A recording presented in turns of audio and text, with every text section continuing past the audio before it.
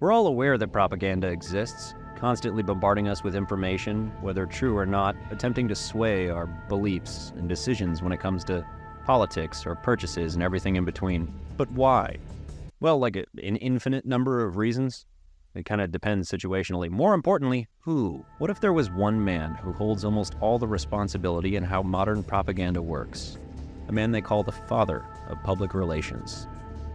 I'm King Trout, and I'm here to tell you that story. So gentlemen, ladies, skinwalkers, and lizard people, take a seat, get comfortable, and let me tell you about Edward Bernays.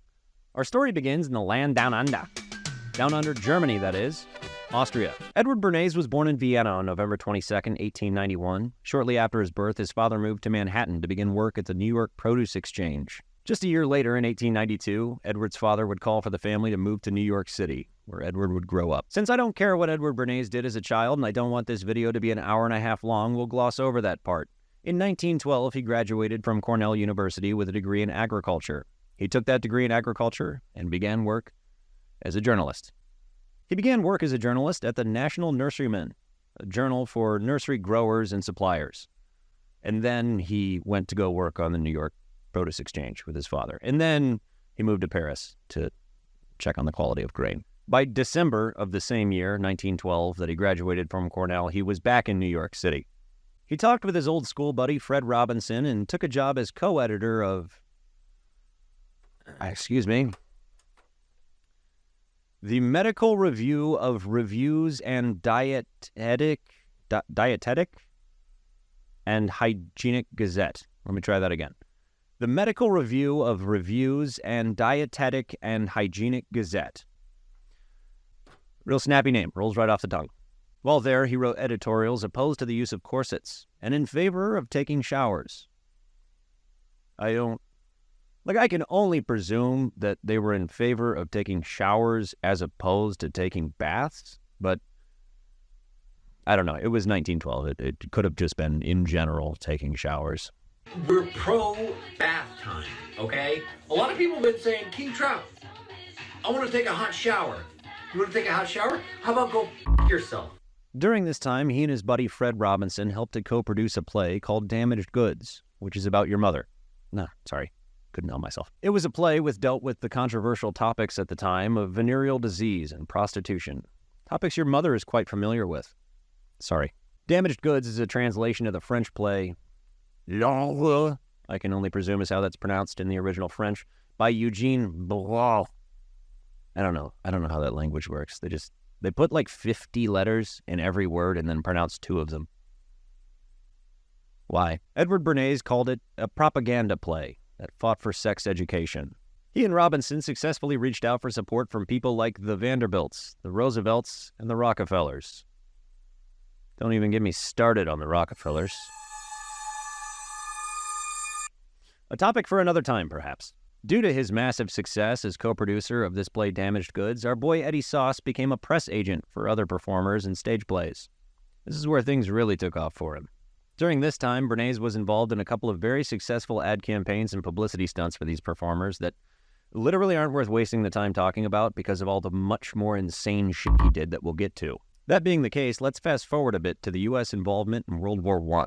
Bernays has been bumping elbows with the Gilded Age elite, and once the U.S. entered World War I, he was hired onto the Committee for Public Information. Specifically, he led the Department on Latin American Affairs. The Committee for Public Information had the goal of building support for the war, both domestically and abroad, because, believe it or not, there was a time when the United States being involved in a global conflict was considered nearly unthinkable. My, how times have changed.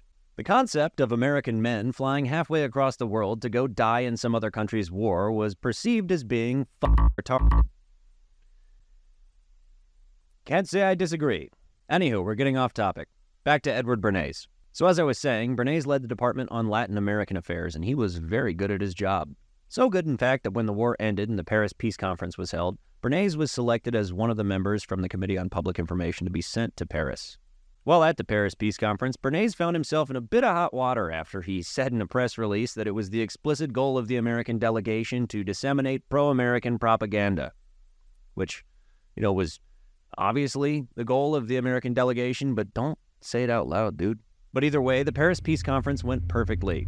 The Treaty of Versailles was signed, the war was over, Germany was disarmed, repaid their debts, no one was mad about that, and we all lived happily ever after. It was at this time that Bernays realized the principles of propaganda could be used during peacetime as well. Domestically. To sell things. But before we get into that, and speaking of being sold things, check this out. Bernays realized his true calling as a master manipulator was in selling products. Because, to quote the great Chinese philosophers, the Wu-Tang Clan, cash rules everything around me, cream, get the money, dollar bills, y'all. Lame. One of the first projects that Bernays worked on was the distribution of the writings of famed Austrian psychoanalyst and his uncle, Sigmund Freud. Yes, that's right. Edward Bernays was the nephew of Sigmund Freud, a man who believed if you broke down the human psyche, it pretty much all ended up at pee-pee or poo-poo or incest. Which, in my opinion, speaks volumes about him and his psyche, personally, but a lot of people thought he was onto something. So there's that. Bernays developed techniques to subconsciously manipulate the human mind based on the findings of his uncle Freud. Bernays found one critical flaw with American consumers at the time. They were buying products because they needed them, not because they wanted them. Bernays set his goal to shift the mindset of every American consumer. You shouldn't buy something like a car because you need to get places. You should buy it because it'll make you more sexually attractive. It'll make you look richer. It'll make you look successful. He practiced utilizing these principles and honed them down to an exacting science. The man wrote the book on propaganda. And I'm not saying that as like a cute euphemism. He literally wrote a book called Propaganda. Look, there it is. And many of the techniques that Bernays used and the campaigns that he led didn't just work to change people's minds. On one occasion, in many instances, he would permanently alter how Americans perceived an entire category of things. Let me give you some examples. In the 1920s in America, smoking by women was a behavior that was considered uncouth and unladylike. It was associated with quote-unquote fallen women and prostitutes, like your mother. Sorry, I really can't help myself. The makers of Lucky Strike cigarettes saw this as an issue because, believe it or not, women make up half the population. They did the calculations and realized if they could corner the market on women, they could make a fuckload of money. They hired Bernays to help them begin marketing cigarettes to women. Bernays' first attempt to market cigarettes to women was a strict no fatties campaign. His first marketing campaign suggested women smoke cigarettes as a substitute to eating meals or having snacks so they wouldn't get fat. Which is fucking hilarious. This campaign was unsuccessful, however, and this may come as a shock to you, so brace yourself. You need to eat food to live. So it was time for Bernays to shift gears on the campaign since all these whiny women wanted to eat food so freaking bad. This was the 1920s, however, the era of first-wave feminism. They had been constantly nagging about the right to vote or whatever, and now they wanted to wear pants. He realized it was quite simple. He didn't have to convince women to smoke cigarettes. All he had to do was shift the entire American perception on what it meant for a woman to smoke a cigarette. From now on, a woman smoking a cigarette was going to be a powerful sign of protest, standing up for women's liberation. Well, that's what he would make them believe anyway. He called them, and I'm not joking, torches of freedom. Cigarettes. He called them torches of freedom. At the very popular Easter Parade of 1929, Bernays hired a group of models. Their mission? Smoke cigarettes in public. The crowd was aghast, and women across the country began lighting up as a defiant sign of protest against the man. Or so they thought. Good morning, sleepyhead. It's breakfast in America. Take a look at my girlfriend. Not only the name of a great song by the band Supertramp, a band named after your mother, but also the first meal of the day we eat here in the States. Staples of that meal? Eggs and bacon. Why eggs, though? Well, because chickens lay them in the morning, so people have always had a fresh supply of eggs first thing in the morning since we've domesticated chickens. Why bacon, though? Because it's fucking delicious? Perhaps. And also, perhaps, because of Edward Bernays. In the 1920s, the Beechnut Packing Company had a problem. They had too much bacon. They couldn't move it fast enough. So they approached Edward Bernays for a solution. His solution? Changed the perception every American in the country had on what breakfast was, as a concept. Simple. At this time, most Americans didn't even really eat breakfast. Or if they did, it was something light, quick, leftovers from the night before, whatever was handy, really. Bernays had to change that. He approached a doctor he had on staff at his firm and asked him a simple question. Which was better for people's health? To have a light breakfast in the morning or a heavy breakfast? The doctor responded a heavy breakfast, with the thought being that more calories in the morning were better and would provide more energy for you over the course of the day. Bernays had the doctor on his staff reach out to 5,000 colleagues, asking them this same simple question: which is healthier, a light breakfast or a heavy breakfast?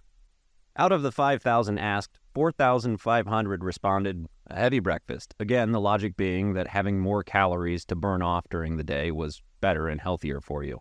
It's a little more complicated than that, but regardless, 4,500 of the 5,000 responded heavier. Bernays' firm took this information and ran with it. They published advertisements that said 4,500 out of 5,000 doctors agree. A heavier breakfast in the morning is better for your health. And then the advertisements would suggest as a heavy breakfast you have, maybe eggs and some beech nut bacon. The campaign was hugely successful. Americans the country over began consuming bacon in large quantities for breakfast because, in the greatest twist of irony, they believed it to be the healthiest option for them. What were the lasting implications of this manipulation of the American psyche? Well, bacon and eggs are a staple of American breakfast to this day. And just for clarification's sake, I'm not saying he convinced people to eat bacon. Bacon tastes good. It's a salted, fatty meat. Obviously, people were going to eat it one way or the other. He convinced people it should be consumed for breakfast. 70% of all bacon consumed in the United States today is consumed at breakfast. And I can hear some of you saying now, bacon makes everything taste better. Hold on. Yellow. Oh, it's for you. It's 2010. They called and they want their stupid joke back. Hello?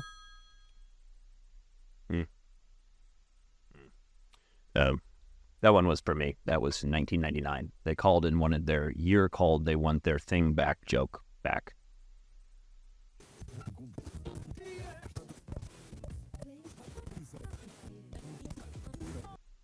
The year is 1934. Bernays is again approached by the manufacturers of Lucky Strike cigarettes. They have another problem, a different problem though, but it's still caused by those damn women. At that time, Lucky Strike cigarettes were sold in a green and red pack. While festive for Christmas, it clashed with contemporary styles of women at the time.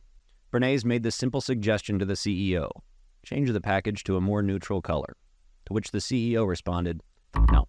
He had just spent millions of dollars manufacturing the green and red packs. So Bernays had to take a different approach. Now, if you've been following along and use a little bit of critical thinking skills, you might be able to guess what his thoughts on the matter were. What was he going to do to get women to buy green and red packs of cigarettes? I'll give you a moment to guess. All right, you locked in? Let's hear it. Yes, that's right.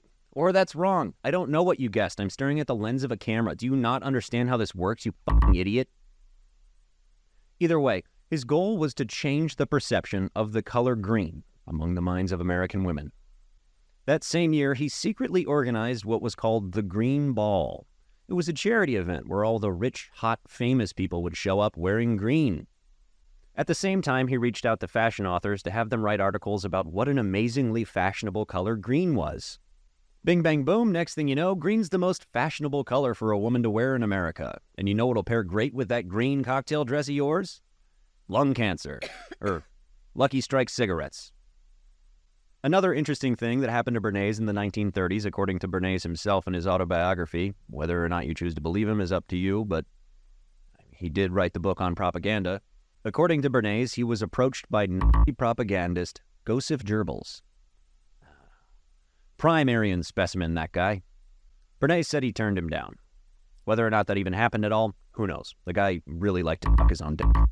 Speaking of World War II, it was about this time that the word propaganda began leaving a bad taste in people's mouth. Bernays just simply had to rebrand. He stopped calling it propaganda and instead began referring to it by the much cushier sounding term, public relations. He wrote the book on public relations.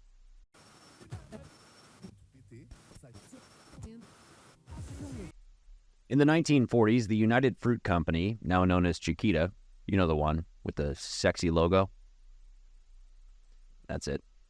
Reached out to Bernays. They were having trouble selling bananas to Americans. So Bernays did his normal thing. He gave celebrities bananas and models bananas, and had bananas in movies, and everybody saw famous people with bananas and were like, I want a banana. And yeah, we've seen him do that a million times. That's not the interesting part of this story. The interesting part of this story is in the 1950s.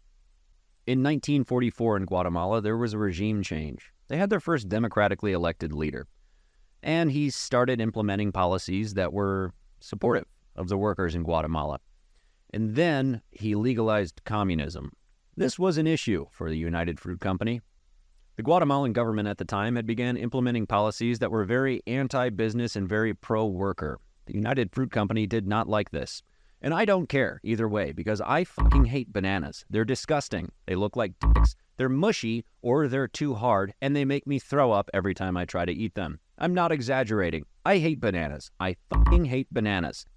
But my opinion isn't important. They reached out to Bernays, and they asked him what they should do. Bernays had an idea. It was 1954 at this point, and the Cold War was a-brewing. Bernays wrote to congressmen and drummed up anti-communist sentiment, specifically related to Guatemala. Things reached a fever pitch that year in 1954 when the CIA secretly organized a coup d'etat to overthrow the pro-communist Guatemalan government. They were successful. If you're Guatemalan and you're watching this, hola, lo siento, oopsie daisy. If you're American and you're watching this, yeah, dude fucked around to sell bananas and overthrew an entire government, incidentally. Based? Now, what I've laid out for you are only a few examples of the campaigns that Bernays led. There were many, many, many more. But what's much more important is the techniques that he used, the way he manipulated thought and behavior. The techniques and processes laid out by Bernays in his many books and utilized in his many campaigns are the shining example used by media companies and public relation firms the world over to this day. As I said at the very beginning of the video, we're all aware that propaganda exists. What I think most aren't aware of is how it functions. It's not as direct as you might think. Bernays regularly referred to people in his literature and in interviews as mindless herds, and he practiced a process throughout his life that he called engineering consent. His moral justification for his actions was that, hey, somebody's going to manipulate these idiots. Might as well be me. For the remainder of his life, even after his retirement, Bernays continued to write on the subject and regularly spoke at public relations seminars and universities until, tragically, he passed away far too young at the age of 104. What should we take away from this? Well, be aware, be vigilant, and realize that in any piece of media, in all likelihood, someone, somewhere, is trying to convince you to think something that you may not have thought otherwise. Engineering consent. And if you're looking for an amazing resource to help you make informed decisions, I highly recommend you check out my boy Ian from Cancel This Clothing Company. He's on YouTube, he's on TikTok, he's on Instagram, posts amazing content, talks about different conspiracies that are going on, and he also has this website where he posts all of these like infographics and charts everything together based on his research that he does in his videos. Super informative stuff. It's kind of horribly depressing because like 7 people run the world, but he's always in a great mood, so it makes it fun to watch. And I highly recommend you go check out his stuff. I'm going to link it all in the description of the video, but yeah, good content, good guy. Hello? Yo, Trout, are you alone right now? It's Ian. Yeah, I mean, unless you count the voices in my head. What's up? Yeah, man. I just got a dossier. I got the client list, man. I got Epstein's client list, and there's someone. Oh shit, dude. There's someone. Huh. We must be going through a tunnel or something. Propaganda is everywhere in our day-to-day lives. Someone somewhere is in all likelihood trying to influence the way you think about things. Use your critical thinking skills and don't follow the herd. I've been King Trout, and as always, thank you for watching. Been sitting in this chair so for long.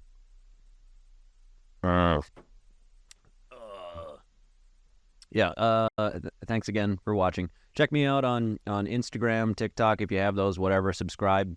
Leave a comment, leave a like. That does help me in the algorithm. I know you've heard it a million times, but seriously, I'm the type of person who never does that.